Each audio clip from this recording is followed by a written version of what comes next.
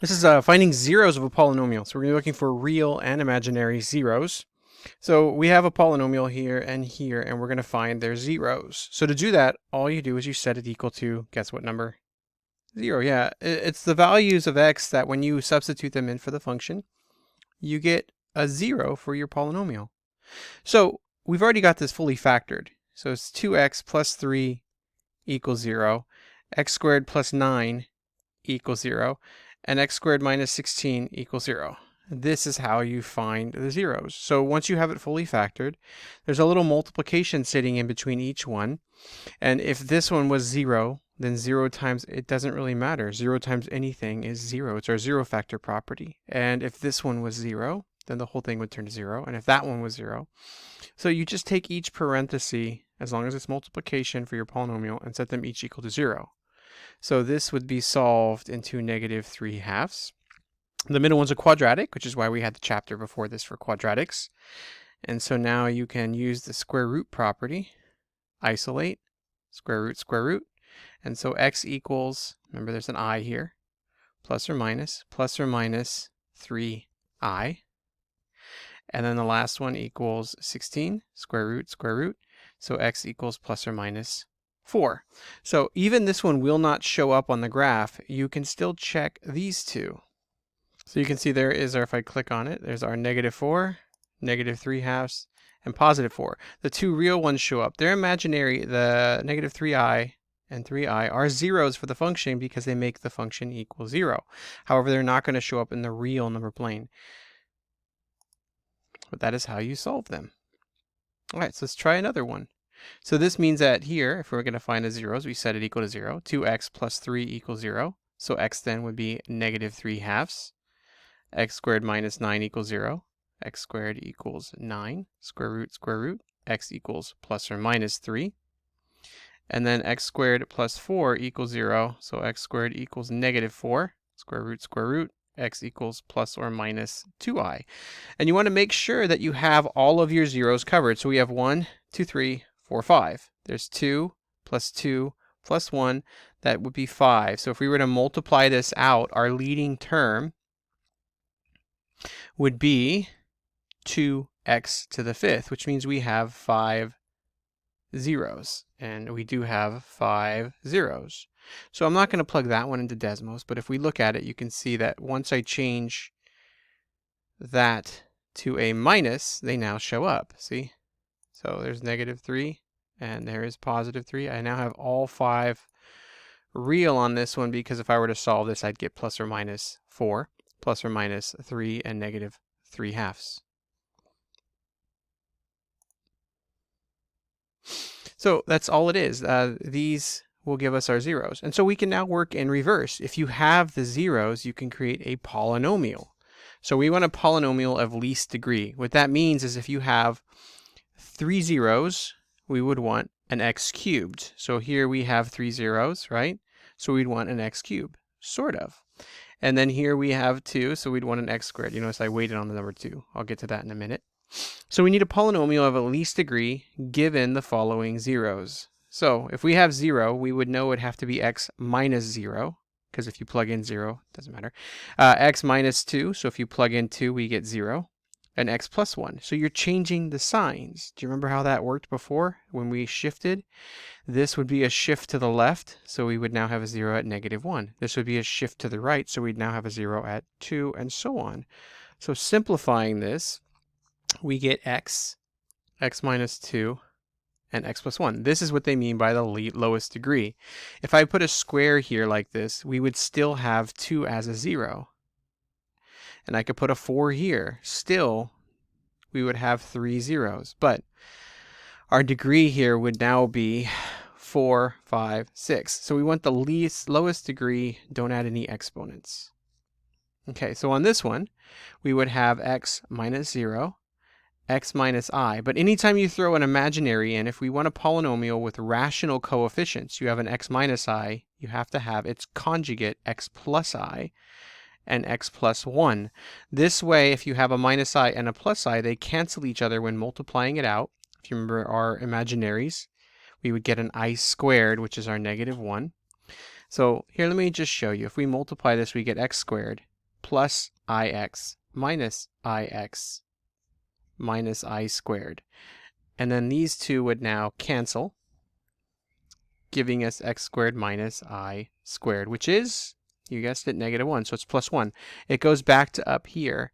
If you see a plus 3i, you're going to have a minus 3i. If you have a plus 2i, you'll have a minus 2i.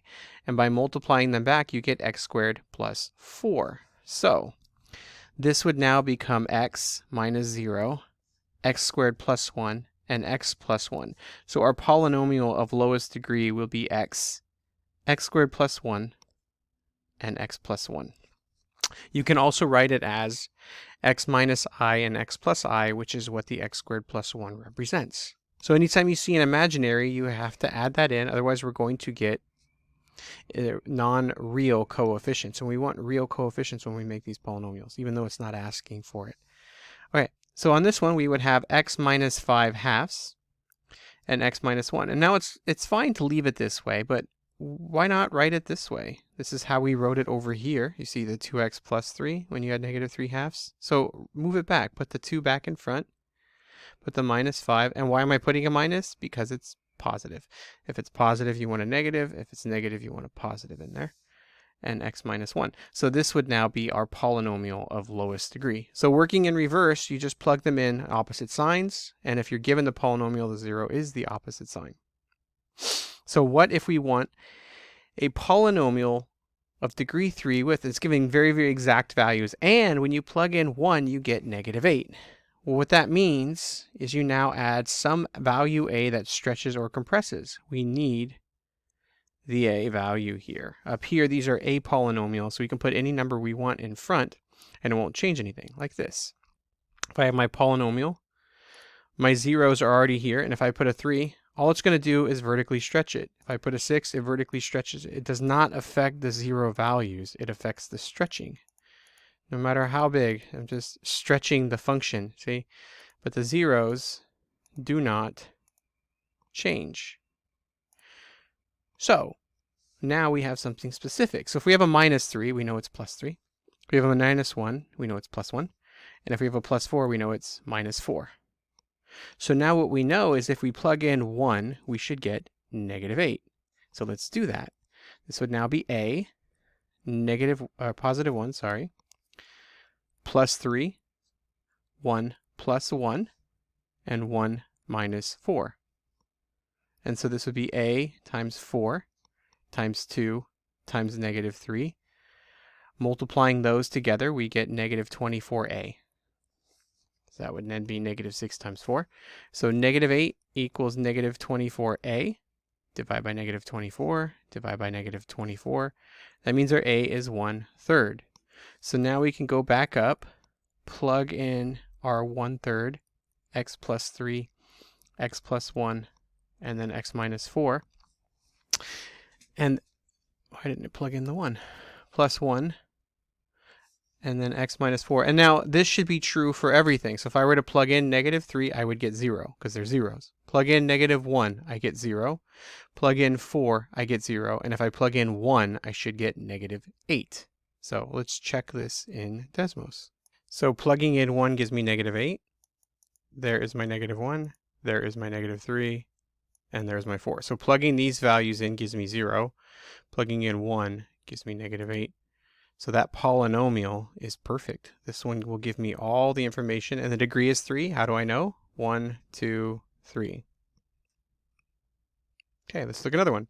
Find a polynomial. So now we don't care about a. With a degree of 4, with zeros of 2, -3, I, and 3i. So right now they're just starting to get tricky. They're trying to make you test your knowledge. So this is x minus 2. This is x plus 3i. And this would be x minus 3i. And we do have both of our our conjugate here, so that our imaginaries will turn into reals. But we only have 1, 2, 3 x's. This would be a degree 3, not a degree 4. So how do you take care of that? It's quite simple. You just put an exponent here. You want to put it on the real part, not on the imaginary part. So if I put a square on the imaginary, I also have to put a square on the other one to keep them real. So it goes here. And now I have 2 here. This would be x squared times x, which would be x to the fourth. So we do have a degree 4 now. So all you have to do is add exponents to the zeros. That won't change anything either. Watch, I'm going to go back to this Desmos polynomial. And you can see negative 3 is there. So if I were to over here and I put a square on it, it does modify the heck out of it. And yeah, 1 is not going to work anymore for negative 8. But you can still see my 0 is negative 3. I just have 2 of them. There's a multiplicity of 2 here. That's all. Okay, so now we have one that does say we want multiplicity of 2. So how do you do this one? Well, p of x equals x minus, and then you put 1 plus radical 2. And then x minus 1 minus radical 2. So you notice all I'm doing is putting a minus sign in front. This way, if I were to plug 1 plus radical 2 in, it would cancel with the other 1 plus radical 2. And if I put a 1 minus radical 2, it would cancel the other 1 minus radical 2, making 0. And then the last one is x minus 3. But if it says multiplicity of 2, that's all you do is put this here. That multiplicity of 2 just means to put an exponent on it. And these are zeros of a polynomial.